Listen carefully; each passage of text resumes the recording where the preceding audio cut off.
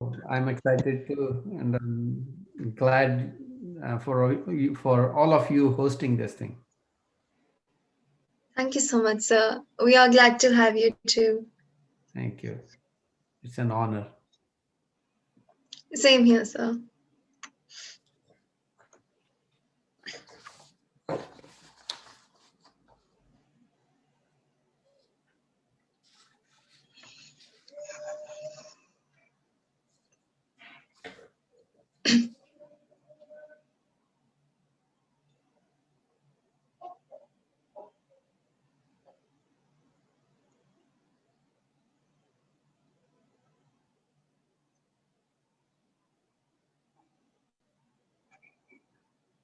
Okay, so sir, I'll be starting now, and let's start with Business Conclave 2021. Perseverance is that phoenix that soars into the interstellar space, rising like a storm and renewing itself each time from the ashes of despair. A river cuts through a rock, not because of its strength, but because of its persistence. And this idea of persistence and never dying zeal has manifested into Asia's largest management fest, SRCC Business Conclave 2021. Ladies and gentlemen, I take the opportunity to welcome you all from all over the world to this stupendous procession of the greatest leaders in the current times. It's my honor to welcome you, and my humble belief that today's day will be etched in the history of virtual celebrations. SRCC Business Conclave has a legacy of celebrated geniuses and profound excellence from every sphere of human endeavor, celebrating the tapestry of the biggest, the greatest, and the most renowned faces from the fields of finance, economics, theater, entrepreneurship, politics, and media. SRCC Business Conclave is a confluence of the extraordinary. When the world was arrested in the compartments of virtual setup, we broke through the shackles of virtual limitations, upsurging on the path to revolution, transforming every impediment into opportunity and turning every virtual cage to a limitless stairway to the skies. Celebrating the conclave's international transcendence, we commence the nexus of excellence by traveling straight into the city of Santa Clara in Silicon Valley and welcome our first speaker for the day, Honorable Raj Chahal. Honorable Raj Chahal is an enterprising Indian American businessman and the current vice mayor of the city of Santa Clara, the heart of Silicon Valley. With a demonstrated history of working in the computer networking industry, he moved to Santa Clara in 1995. By the dint of his hard work and dedication, he went on to assume key positions in diverse committees, such as serving as the president of Santa Clara Sister Cities Association, board member for Mission City Community Fund Board, commissioner for the City of Santa Clara International Exchange Commission, amongst several others. His management of such diverse portfolios with resilience and perfection is truly remarkable. He continues to contribute immensely towards the betterment of society and serve the human race with committed efforts. It's an honor to have you join us, sir. We are confident that your words of wisdom will magnify our perspective and operational insights. We are glad to Thank have you. you, sir. Thank you, Agya. I appreciate the words. And first of all, I want to thank you all, and especially the student organizers who have devoted so much of their time to organize an event like this. And thanks to Professor Simrit Kaur, principal, and all the faculty members who are instrumental in facilitating this business conclave. And I had an honor to talk to your head organizer, Ronak and Amrit, and all of your team. So thank you, everyone, for that matter. And I, Raj Chahal, Vice Mayor, City of Santa Clara, California, USA, declare this business conclave open.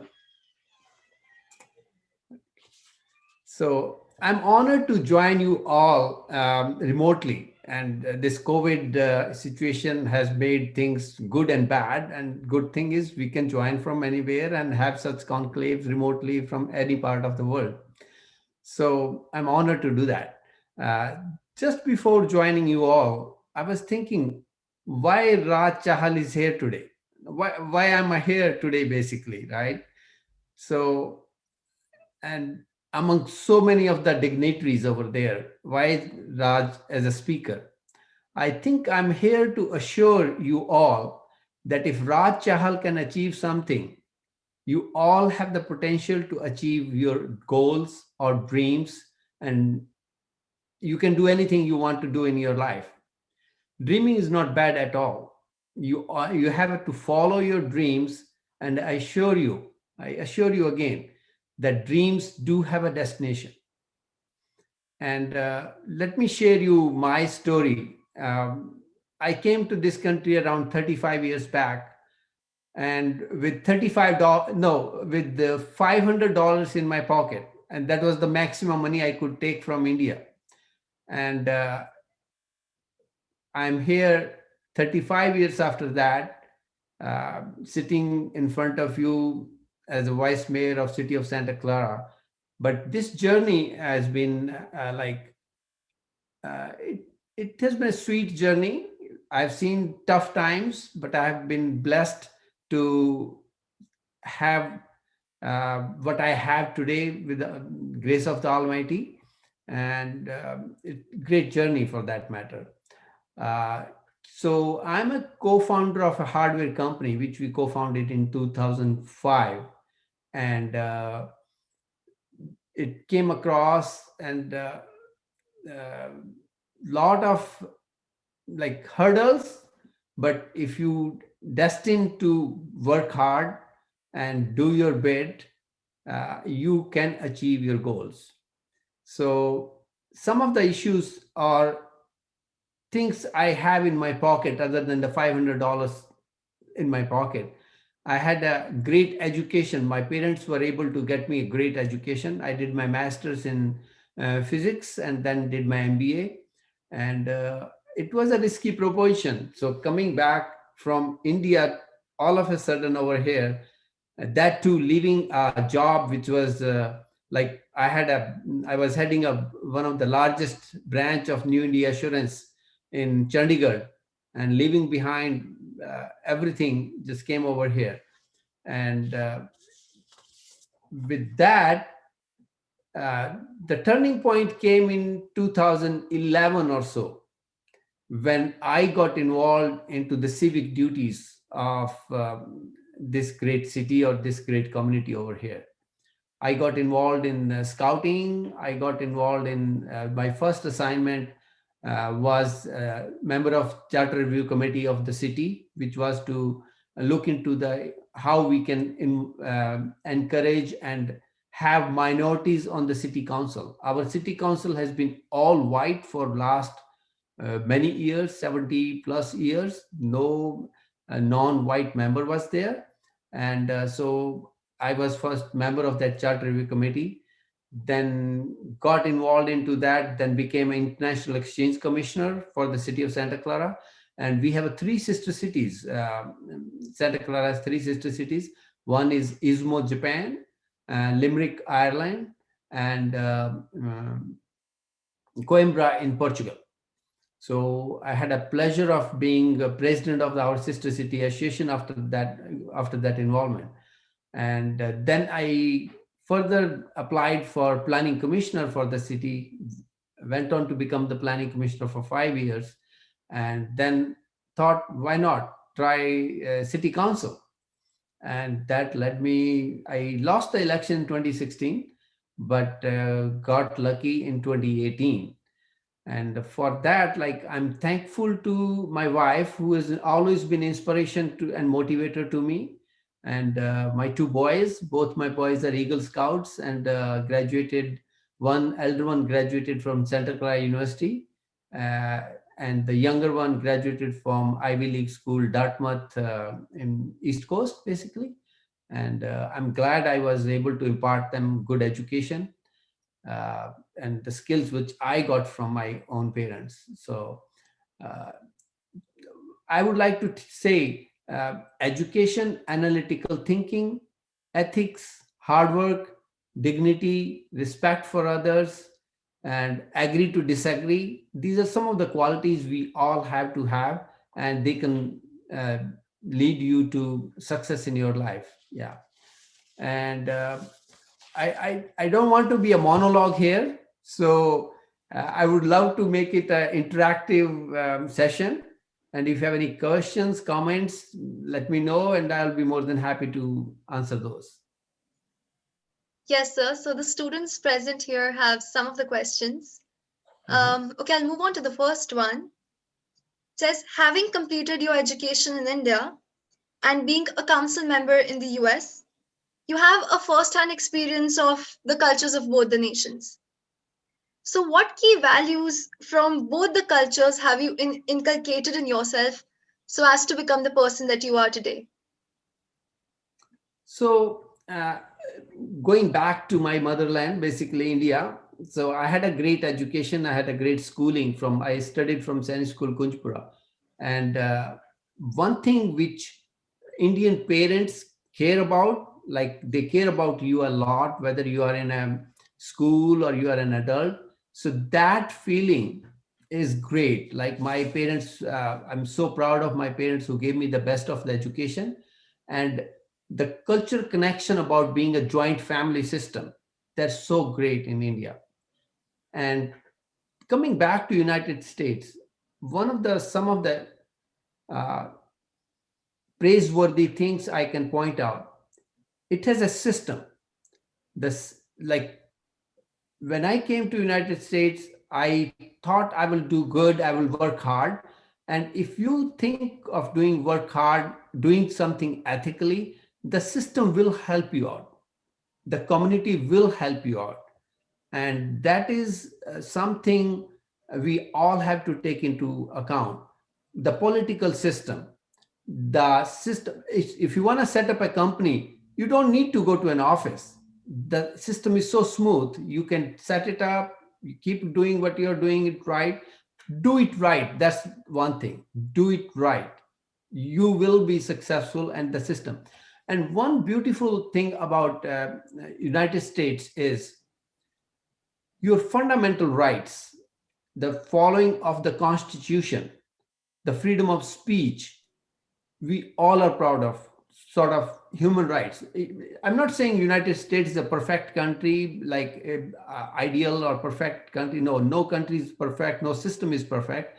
We had our own issues related to attack on the capital over here, so we are not perfect. But it's a question is, do we strive to be perfect? Yes, we strive to be perfect. Am I here to listen to my shortcomings? Yes, I am here to listen to my. Do I have a right to challenge my congressman, telling him, hey, you are not doing right? Yes, he will listen to me. He will say, yes, what can we do better? So that agreeing to disagree or listening to a different of opinion, that's a one big thing over here. So these are some of the things I can think of, which are mm, which Um, values and the system helps over here. so we see that you've been involved in a lot of community service. How did you get into it? If you can share your journey, that part of the journey. Yeah. So it was in 2011, I think, close to 2011.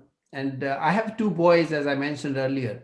Both of them were very active in the community. They were active in student politics, became a president of elementary school, then kept on going, becoming president for the middle school. And that time, my younger son was in middle school. He was a president of his school, and he started devoting time towards fundraising for cancer. And at that time, it just struck me, hey, I have worked for my family, for myself. See this kid who is in seventh or eighth grade, and he's doing so much for the community. And that inspired me and my wife no, we have to do something of our own. And and that's the inspiration. Like, we all can be inspired by anybody, inspired by your own kids, inspired by your role models, inspired by great leaders of the any country, or inspired by the historical leaders. And my inspiration came from him, and that's the time I said, okay, I have to involve. And that's first thing we started was the first Sikh Boy Scout troop, and then got involved into the community, Mission City Community Fund, sister cities, International Exchange Commission. But it's very rewarding. To be very frank, it is very rewarding. Once you start doing this community service for others, it gets into your head, and hey, what else I can do? What else I can do? So that's my journey. Like, I got inspired by my kids to get into it, and I kept going from there onwards. You just said that your son inspired you to get into community service and eventually politics. So, how important do you think is the role of youth in bringing about a positive change in the society? See, mm, youth is our future. You are our future. I can step myself in your shoes many many years back, and we were all thinking of doing something, and uh, do whatever best we can. But y- you are our future, and this thing, your involvement, like you see worldwide, youth is getting more involved, whether it's climate change, environmental issues, religious tolerance issues, being secular, listening to other people's opinion. Things have changed, and you are setting up those examples. And in any field for that matter, not only politics, the involvement of youth is paramount. And we all can learn from youth, basically. And getting into politics is very important. At the end of a day, I know, I've done business. I was in Senate school as a young kid, in a military school, that disciplined life. But at the end of a day, when it comes to policy making, your involvement into politics is a must. So, as I said, both my kids, I never asked them, you become engineer or doctors. One graduated in economics, and my younger one, he was involved into government. Like, he was youth commissioner for the city, and then he became commissioner before I became a commissioner in the city, basically. And then he became a sister city board member all over India, all over USA, basically. Sister city was formed by President Eisenhower. He was the youngest board member throughout the country. So he majored in public policy and government. I said, well, fine, if you enjoy that, let's do that.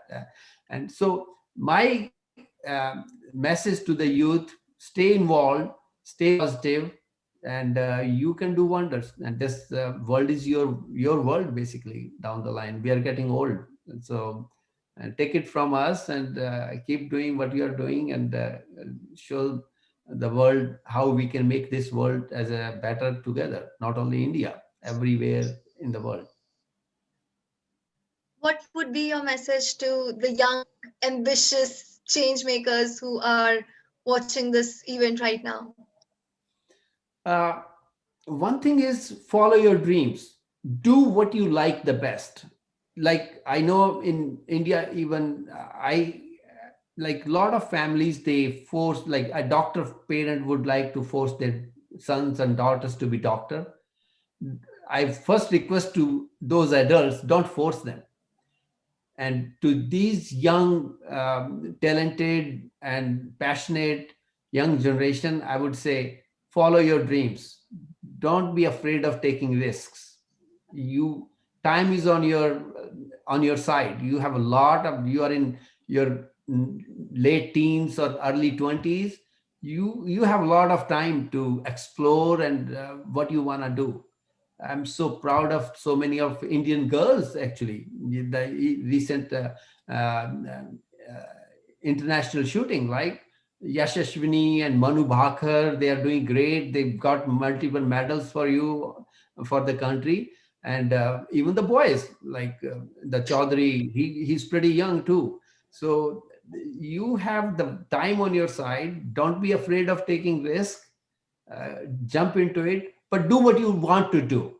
Like that, be passionate about your things. As I said earlier, dream, and dream will take you to your destination. That's a huge thing. Yep. Thank you so much, sir. We'll keep that in mind. There's one more question that we have. It's by Mhm. Anne-Marie Voorgees. She says, what is your opinion on office politics and its influence on young talents? Which politics? Can you repeat the question? Office politics. Office. Yeah, office politics and its influence on young talents. Office politics. Okay. Are you talking about the corporate politics basically? Yeah, I guess so. I mean, wherever you're working, so there's a lot of Okay. politics involved, even when Okay. you're in government or you're in corporate. So I think she's Mhm. talking about that. Okay. So politics has become part and parcel of our day-to-day life. We all have to agree to that. It has become part and parcel of our life. But That's true. what sort of politics we need to play? Like, it is always better to be positive in a way. Like, if you at any place, whether it's your workplace, whether it's your college, or whether it's real politics, ignore the negativity. That's the paramount thing. Like we all learn, and I have learned in my life, ignore the negativity. Don't get disturbed by the negativity. Stay positive, and your message and your goal should be staying positive. If you can mend somebody or amend somebody from their negativity, well and good, try for that. But if you cannot, don't turn yourself to be negative. We have to be positive. So whether it is politics of office, politics of city, as I see council member Karen Hardy has joined me joined me, so she can throw more lights on politics. She's a very i'm I'm humbled and honored to be her colleague on my council, so she can put give you some more politics tips about it. So that's my answer. Stay positive. Thank you so much, sir. So we thank you for taking out your precious time and interacting with us from across the world. We are delighted at your words of wisdom and will forever carry these insights and put them to use in building our future. We express our deep gratitude to you, sir, and admiration for your address. It was lovely having you. At the same time, it was an honor to be here, and I give best of luck for the conclave. And I'm honored to be there, and I would be looking forward to listening to other speakers today. Thank you. Thank you so much, sir. Thank you. Appreciate that.